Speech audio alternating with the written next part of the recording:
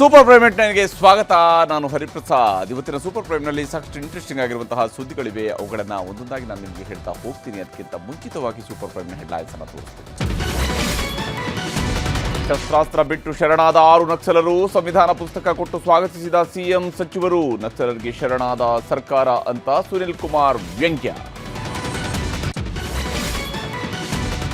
Dinner ಸಭೆಗೆ break ಹಾಕಿಸಿದ್ರಂತೆ DCM. DKShi ಹೆಸರೇಳದೆ ಗುಡುಗಿದ Rajanna Parameshwar. ವರಿಷ್ಠರ ಕಟ್ಟಾಜ್ಞೆ ಬಳಿಕ ಭಿನ್ನಮತ ಸದ್ಯಕ್ಕೆ ಸೈಡ್ಲೈನ್.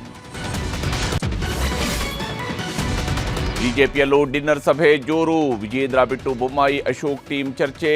ಅತ್ತ ಅಮಿತ್ ಶಾ ಭೇಟಿಯಾದ ಯತ್ನಾಳ್ ಆ್ಯಂಡ್ ಟೀಮ್.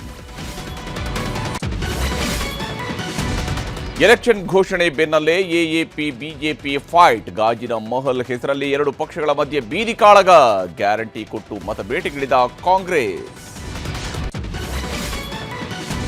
ಕೆನಡಾ ದೇಶದ ಪ್ರಧಾನಿ ಆಗ್ತಾರಾ ಭಾರತೀಯ ನಾರಿ.